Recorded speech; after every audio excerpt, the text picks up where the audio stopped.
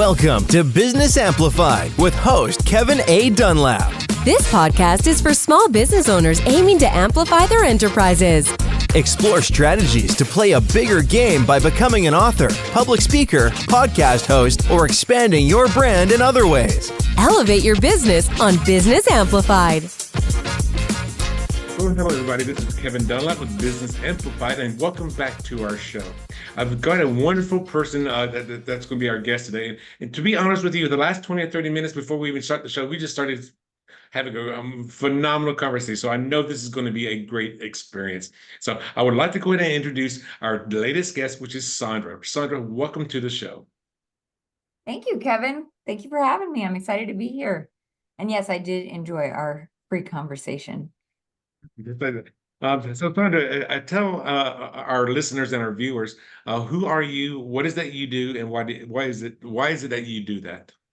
Sure. I am Sondra Shannon. I'm the CEO of GateMaster Technology, and we are a tech company that serves the attraction space. So any type of ticketed business that is in the experience and memory making business. So we do everything from ticketing to season pass processing and just making sure that people can get to these experiences.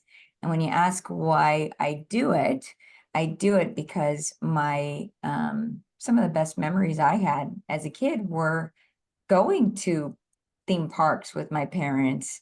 And I often talk to my attraction partners or my team about how important experiences are in terms of, the human life, right?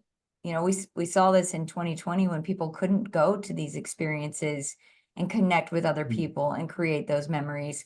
And so I've been doing this since the late 90s, and I've been in the attractions industry since late 90s, and I feel like an advocate for this space, and I understand the importance of what it is to be able to make memories with and connect with people, just like we're doing on this podcast, creating those opportunities for people. So that's really why I do it. But we also have some great tech that helps facilitate that. Yeah. And are the tickets that you're mainly selling, are they like theme parks, like what you just mentioned, or are they more like music tickets, or maybe? And I know we talked a little bit about this. Maybe they're going to a sci-fi convention or something along those lines. Or do you deal with all kinds of tickets like that? So we do all kinds of tickets. I mean, our largest segment our largest industry segment is theme parks and water parks, because our particular technology also can do food and beverage and retail. So we are tracking, the buyer's journey from the point that they purchase the ticket all the way throughout the park. And that just gives us an idea of who they are and what they want and how we can best serve them and help them make the most of these experiences. So we tend to, the biggest segment tends to be those parks that have that ecosystem.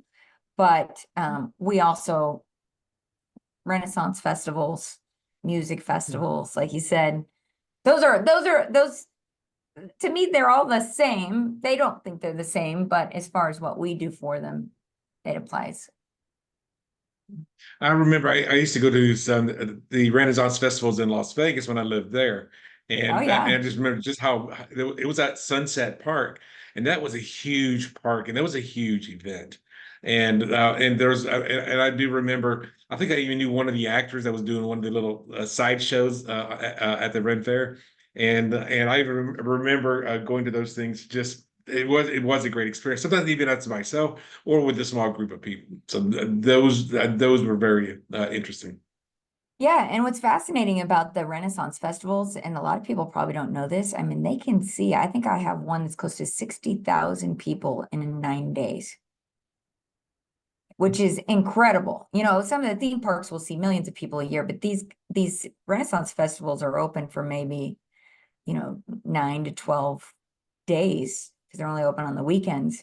And this particular one that we work with, they see about 60,000 people in those 9 days that they're open, which I think is incredible, because just being in business and being able to accommodate all of those people and to do it successfully and to make sure they're all happy is quite an accomplishment, in my opinion. Yeah, I mean, man, I don't have any experience in that. I do have a very close friend. She does.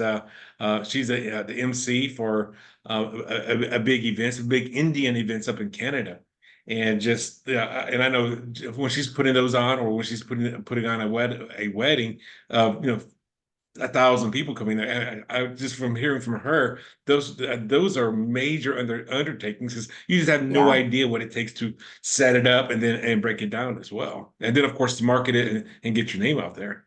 Yeah. And that's another part of the business. It's interesting that you brought up the marketing and getting the name out, because it's the other part of the business that we really help them with is, getting known. As you know, it being in business, the biggest struggle that so many businesses have is getting known so that people will come and buy these tickets, or getting not just getting them known, getting trust, right? That when I buy this ticket, the food's going to be there, and all the other things that come with an experience like that could take you somewhere for a whole day, maybe even a couple days. That's a big part of the strategies that we help them implement and really make it pretty smooth for the buyer, so that it's an easy process for them. I'm always surprised how much we're also teaching sales and marketing as part of what we do to help them be more successful. Now, do you mainly deal only with events that are like a one-time thing? Like say a theme park. That theme park is not going to go anywhere. A Ren Fair may be in Atlanta one day, 1 week, and then 2 weeks later, now they're in Macon County, Georgia, or they're somewhere. That Ren Fair is actually it's like a circus. It travels. It is, but what is interesting about the Renaissance Festival is, while the local team is always the same. So, the festival itself, the people braiding the hair, the people who are uh uh doing the jousting, they will travel from festival to festival, but the business team and the people who manage the tech usually are local to that, wherever that area is. Mhm. So that's why, we only do a couple of them. I'd love to do more of them, but I don't do the one here in Colorado. But I know that a lot of the same people that are working at this festival in Colorado would also be in Maryland and Texas and some of the other festivals. So Okay. it's an Now, interesting business for sure. how big does an event have to be before it fits within reason for them for somebody to work with you, or for you to take on a new client? Well, for us,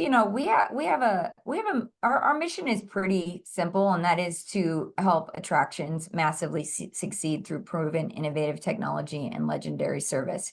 And, when we look at like who is our ideal client, it's really Mhm. just anybody who's probably over $1 million in sales, that we see, most attractions under $1 million, systems aren't a big issue for them.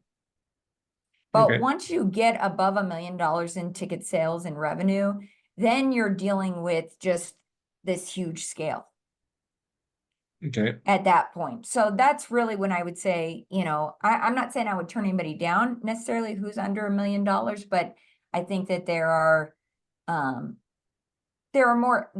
entry level systems, because we're on the enterprise scale, that would be accommodating until they hit that point. And at that point, they would need to scale up to a system that could then manage, millions of visitors. I mean, I have parks who have millions of visitors a year. I have, one of my biggest is, oddly enough, I have two wheels. Have you ever seen those observation wheels? Where you can, Not they're not a Ferris wheel. They're not Ferris wheels. But they're like giant Ferris wheels, and you can fit like, 5 to 10 people in each of the pods, and they go around. I know they have one that Yes. they got one in Vegas. I have Yeah. one in Atlanta that is in the convention center, and then I have one that's in the Golden Gate Park in San Francisco.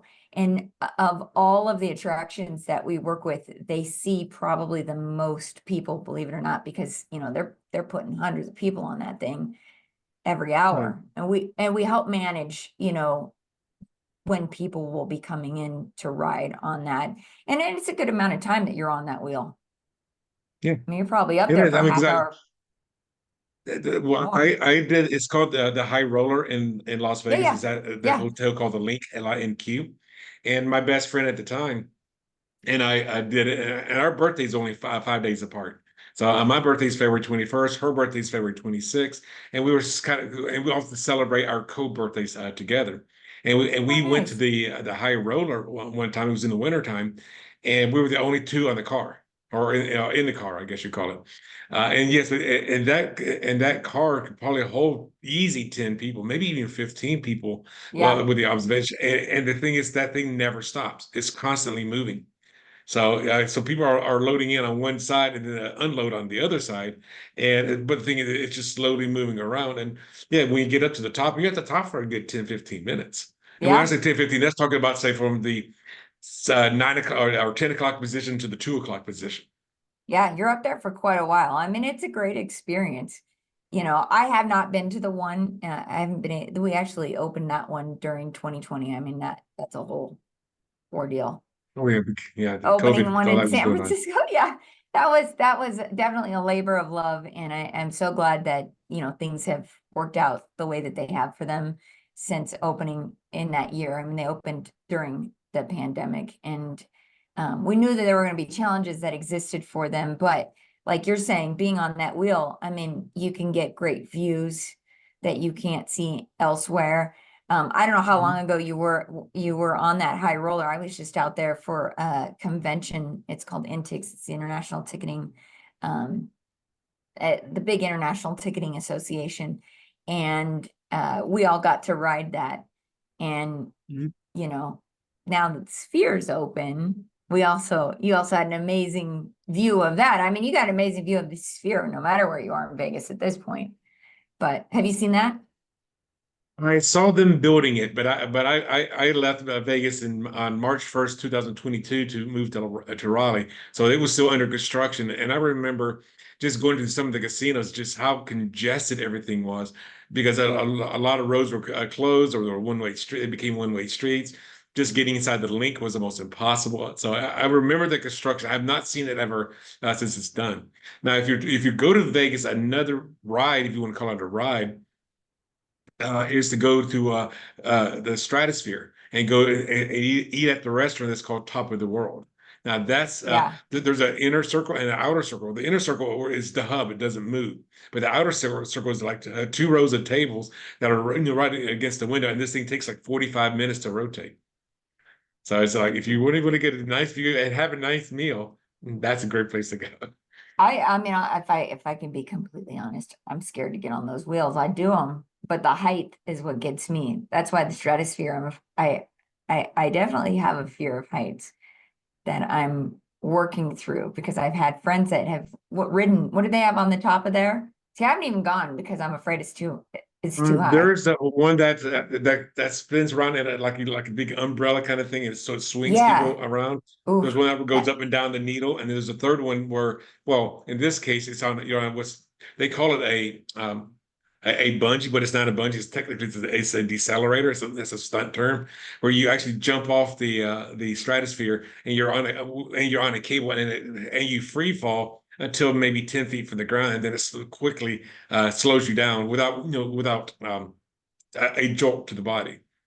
that So sounds I've known wild. people that done. I have not done it, but that was that would be cool. Well, I was years ago. I mean, I know the Rio's not one of the more popular hotels, but they built that zip line at the top. I don't Yep. know if you remember that zip line they built. And I was in a room Oh, here the that, thing about the zip line, you go both ways because yeah, and you go from one hotel to the other hotel, and then they got to bring you back to the original one. well, and they, what's interesting is they were they were doing all the training for the police and firemen, the rescue, if something went wrong.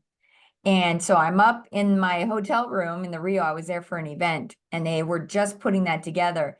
And I'm watching these poor firemen have to like hook up to it. And then, I mean, I didn't realize firemen had to train like that for an attraction like that, but they looked scared to death. I was scared for them. I actually had to leave my room. I'm like, I can't watch anymore. It was so stressful. But, you know, I appreciate that they have these rescue plans and safety procedures that they put into place to make sure that we can do these kinds of adventures safely. But, you know, it had never really occurred to me how much the city had to collaborate with them in terms of, you know, what do we do in the event that we have to help someone? Because these experiences oftentimes are not without risk. You know, that's why you got to sign a waiver. But, you know, hopefully, and in most cases, because they'd like to continue to offer these experiences, they keep them safe. They keep people safe. They have plans in place to make sure that that's happening. But it was really fascinating watching the training for the rescue efforts, and even watching, you know, a lot of the firemen who were up, you know, on this zip line, not on the zip line. I mean, they had their own equipment attaching to it that high up. And yeah, you know, the bravery that it must take for many of them to do that is just, that blows my mind too. I get it. And I know we kind of I got a little bit off topic, but one of my favorite TV series that I used to watch a lot. I mean, they're now in a new season, but it was called Dirty Jobs, and Oh the yeah. guy that did the show was a guy named by the name of Mike Rowe. And one of the wildest things is when one of the jobs he did was change a light bulb. And it was wild because it was a light bulb, a little red light bulb at the top of a suspension bridge, and he had to walk up on the outside cable to go all the way back up to change the light bulb. Yeah, I could be the The host of funny that thing, because show. I was in two camera, he had a self camera, and there was another one of the camera guys was going up there with him as well, and there were drones going around him. And the funny thing was, after he changed the light bulb, you know, because he went up the train first, and the guy says, "Okay, we'll just take the elevator down." Yeah. Ooh, that would be rough. You know, I have to do But the that thing was, job. he's climbing on the outside, but there's an elevator that goes right up to it. It's like, Yeah. what? Just took the elevator. Well, you know, it's interesting because I love being in this business because I think so many times we don't think about those small jobs that people are doing to facilitate these kinds of things, right? Like I know so many times people will ask me about the work in the industry that I'm in, and they've never thought about the people behind what's happening, you know, especially with ticketing. Oftentimes people don't really understand what that means when I tell them that that's the industry that I work in and what we specialize in, because nobody thinks about that. They don't think about how, for me, you know, I think of the ticketing as the first part of the experience. Mm-hmm. And how do we integrate that part of the buyer's journey into the experience that you're about to have? Well, I mean, which should be the most forgettable part, because if you remember your experience buying tickets, it's probably because it wasn't a pleasant experience. But Exactly. you know, just going back to the idea though, that, you know, there are people that are doing these businesses that most of us aren't even thinking about. There's an opportunity there, you know? I think my Yeah, mom and dad because still probably don't know what I do for a living. when you were talking about ticketing, one of the first things I thought about as as a business owner myself, and I'm assuming most of the listeners and viewers are business owners themselves, or hey, if they were looking to say, hey, I want to start I want to start hosting live events. Now, I want to, because back when I lived in Vegas, I went to California several times, probably good 30 plus times, just to go to a 2 day or 3 day, and sometimes even a 5 day event. Yeah. So that's what I was thinking about earlier. But I would assume if somebody's putting together their first or second or third event, you're probably not the best person at that level. But if they're starting to put together much larger events, then they would be able to contact you. Is that correct? Yeah, I would say for us, you know, we're moving a lot of people. Okay. One of the new projects that we're working on right now is a project with the world record for the largest Hindu temple. So it's not a typical attraction. It's in Robbinsville, New Jersey. And it's this beautiful, amazing place. You step onto this, I think it's a 160-acre property, and you're like in India. And they have a temple, and we're helping with the museum ticketing. And, you know, they want to be able to move 3,000 people an hour. So it's really people who are dealing for my ideal customer is somebody who's dealing with these large groups of people. We don't want to have lines. We want to make sure everybody understands where they need to be and how they need to make the most of this experience. Now, when you talk about like events, which I think is an interesting topic, I don't mind if you mind, or I hope you don't mind me kind of going there, because I think this is a great point for business owners is, hosting events is a great tool for any business, right? And there is ticketing involved in that, making sure that the same rules apply, just maybe not on the same scale. Although I'm about to head to a convention, I think there's like 50,000 business people. It's the largest business convention. Have you ever heard of GrowthCon? I think it's either 40 or 50,000 people attend each year, and he's filled Marlin Stadium with business owners, which is pretty insane. But they at Grant Cardone, I don't know if you're familiar with him. I know you said you spent some time in Florida. So he's putting on these massive events for business owners. But I think ultimately, and I was just speaking at an event called Elevate Your Network, which is primarily for those business owners who want to put on events and attract people to come to those events. Because I think ultimately, like, this is a fantastic tool for businesses. If you're not doing an event, you might want to consider it, because I think in business, we're also wanting to have these experiences and connect with each other. And I agree with you 100% on that. Again, back pre-COVID, when I was living in Vegas, I would go to California all the time, and that's where I met most of my closest friends. Now, many of the listeners that are listening to this show probably do not know that in 2017 and 2018, I had another podcast where I was interviewing entrepreneurs. And I would say probably my first 10 or 12 guests were from people that I knew from going to all of those events. So, I mean, it's a great way to meet some wonderful people. I would say probably one of the closest friends I have. She's Indian. She lives up in Vancouver, Canada. We met in LA or something like that, and we became not only such close friends. We became each other's accountability partner for almost 3 years. We were talking once a week, sometimes twice a week.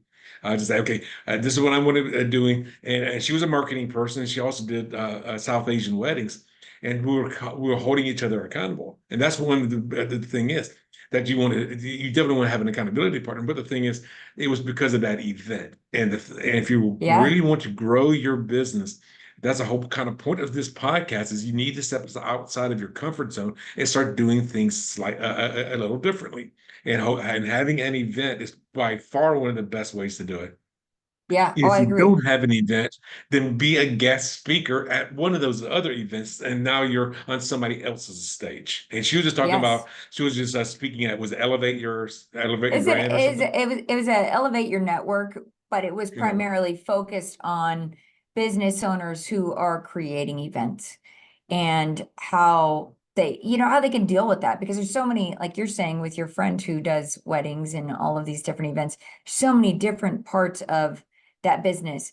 And I think, one of the things that, we have the work that we do, and then we have the business part that has to be done.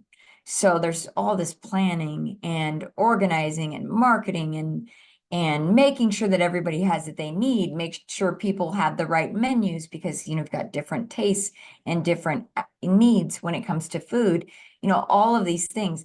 One of my favorite speakers at this event, I was there to speak on the networking piece. I'm a firm believer that, your network or your network is your net worth. It's who you know. That can help you accelerate in your business, but also, it's collaboration is so important these days, right? And like you said, huge. You met somebody at the event, and this is how we meet people, to be able to find, we've got to find the right people that are going to jive with us and that we can work with to create the events. But one of my favorite speakers was a woman who spoke on food at these events, and how important it is to break bread with the people that you work with, or the people that you want to get involved with in business, maybe even your clients, and how important that is for our minds to eat together. I never thought about it that way until hearing her speak about how, we are bonding over food in some ways, and how that is a really important part of these events. And even in the attractions that I work with, I interviewed a guy from Herschend Entertainment, which is like Dollywood, and he was over the food, and they said, one of their mottos is creating memories worth repeating.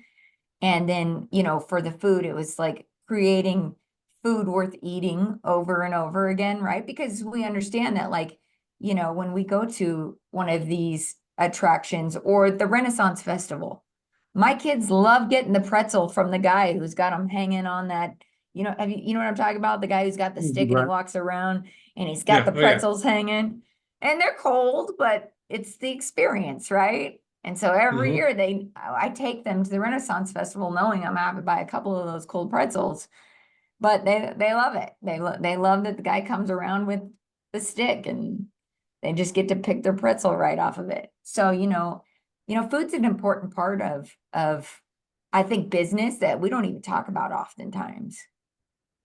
But you can create it. And I agree with you, because I mean, I've been to there were events like that were on a ranch. So you don't have a car, you're not leaving anywhere, and they're serving food. And these were some of my personal growth classes I went to. One was called Life Success Course, or they call it Site 7. It was a 7-day event. And you're doing these different events and these different exercises, but then you do have breakfast, lunch, and dinner together, and just getting to know each other when you're in a surrounding where you don't have any other distractions. And that was, to me, what was huge.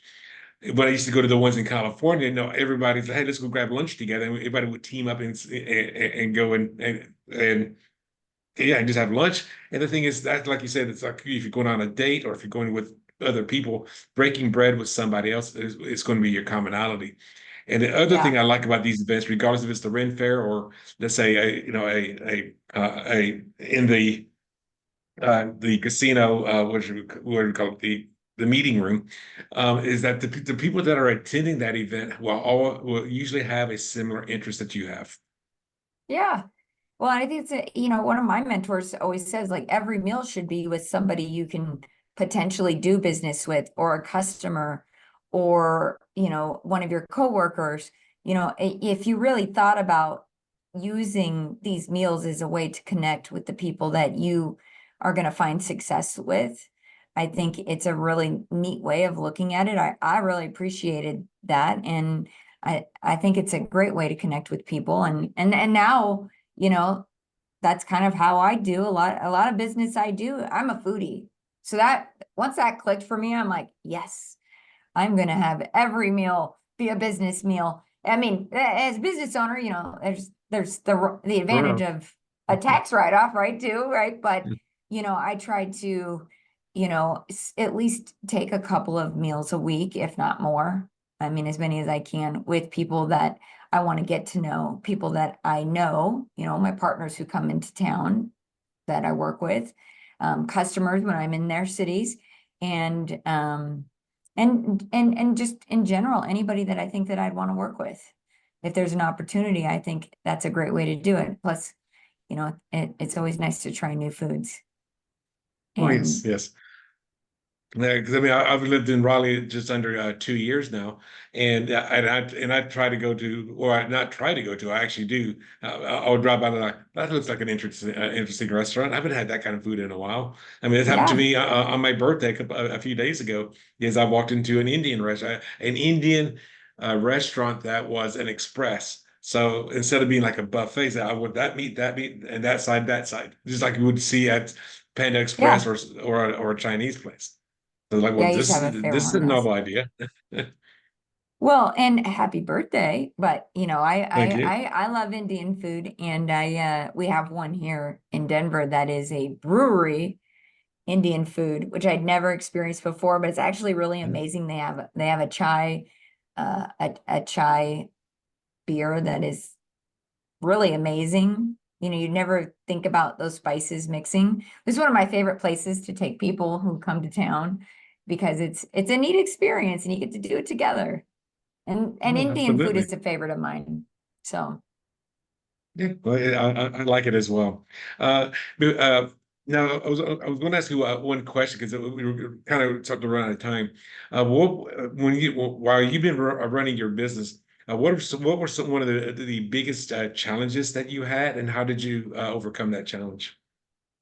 I would say my biggest challenge, if which that's a loaded question because I've had a ton of challenges, but I would say my biggest challenge, because I've been doing this business for 23 years. I think this coming up on this year.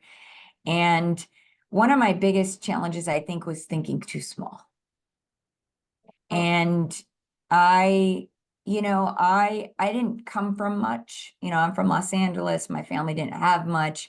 Anything above what, was kind of that bar wasn't very high for me. So when food, shelter, and my kids went to private school and I had my cars paid for, to me, and when I hit that point in my business where I thought, oh, this is success, that actually became my biggest challenge because I wasn't thinking big enough. I was just thinking about comfort, right? And there came a point in my business when I realized that me thinking too small was actually a danger to all of the other people, because I had to start thinking about their growth. And so, one of the things that we do in my company today, and if I can leave your audience with this, is, really diving into the goals and targets of the people that I work with, so that I'm aware of, like, hey, I've got to get this guy here, and I've got to make sure this person's successful here. And so it's so much beyond my own comfort because I don't need much more. I mean, like I said, I came from very, my parents were laborers, and they did what they could to take care of us. And in general, we were always okay. But, like I said, my bar wasn't that high. And probably about when I hit the first million, I got comfortable and realized that that comfort was a danger to the other people that I wanted to see be successful. And that's when I set bigger goals of getting to 100 million. And what the goals that weren't even, they were so ridiculously huge, they were embarrassing. If that makes sense. Am I explaining? I hope that makes sense. Yeah, because it's a sense of self-value, in my Yeah. opinion, because you thought, I don't deserve that. I'm not worth that. And therefore, why would I set a goal that large? That would be my first opinion.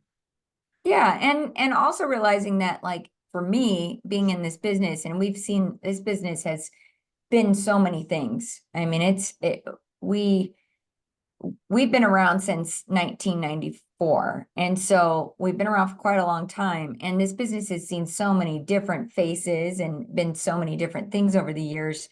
But the thing that it is now, and what I think makes us different and most successful today, is that, we're thinking so big that, we laugh and say it's embarrassingly big for a small company to think that we're going to be in the hundreds of millions. But I think having that target really aligns us. It makes us think bigger. It makes us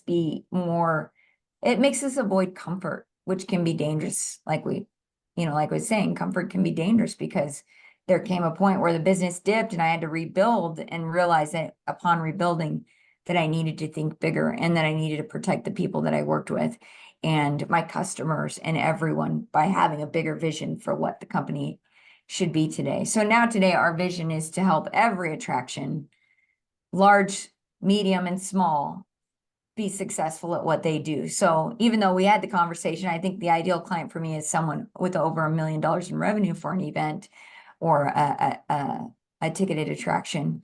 But in general, I would love to see all attractions or all experiences be successful at what they do. And there's a lot of them when you start adding in tourism and all that. So, that's why I say it's an embarrassingly big goal to help everyone on the planet. Well, that is a huge goal, however, the thing is, One of the things I remember hearing many, many, many years ago is that aim for the stars, but settle for the moon. Right. You know, I think everybody here would be very happy to hit 50 million, but we're aiming for 100, right? You know, Mhm. it's a target, but I think if I could give advice to anybody, it would be to aim for the stars, right? Go big. Go big. Oh, and there's I think a rapper that said "Go big or go home." Yeah. Yeah. Well, there's a rapper that says, well, one of my mentors always says, go big, don't go home because there's nothing at home, right? Especially when you're an entrepreneur. So I Absolutely. love that. I love that because that just says that we just have to go big and not think small and yeah, that's probably been my biggest challenge, but also my biggest lesson in business. Okay. Well, if somebody does have an event coming up, or they want to learn more about how to get tickets, what's the best way for them to get a hold of you? You know, the best way to get a hold of me is on LinkedIn. I am a big fan of LinkedIn. You can find me, Sondra Shannon, on LinkedIn. My company is GateMaster Technology, GateMaster Tech. You might see it on LinkedIn. And of course, you know, available via email at any point. It's Sondra@gatemaster.com. And gatemaster.com is a great place to start. You'll find me there as well. So my team and I are happy to help anybody who's interested. But also, if you just want to have a conversation about business, you know, I would love to connect with you and offer any solutions that I can. I tell people all the time, if I don't have the answers, I'm going to find people like Kevin who might be able to point you in the right direction. Right.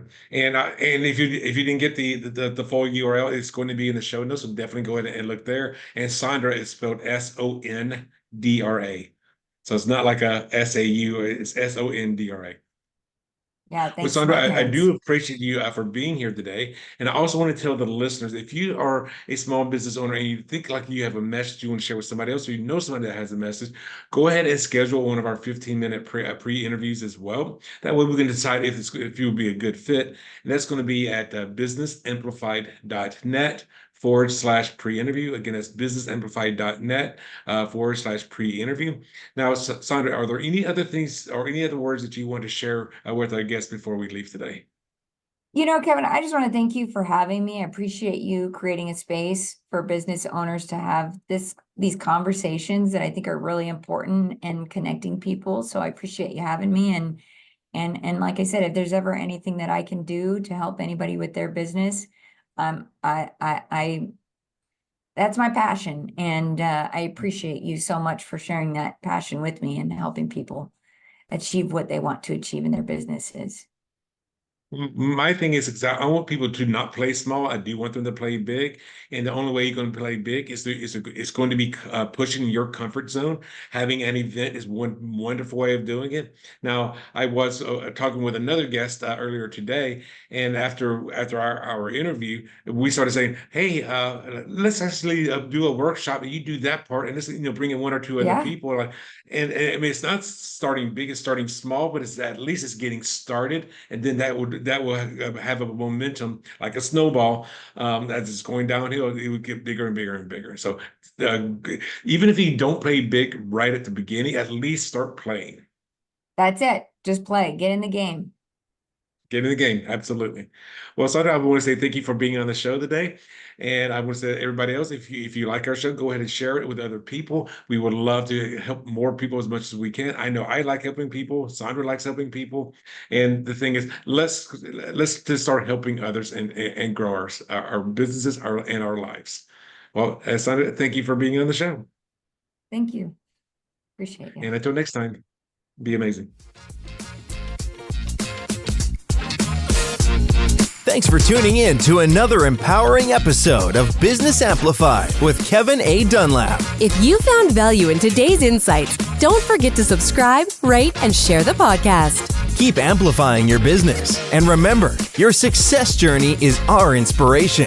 Until next time on Business Amplified, go out there and make your business thrive.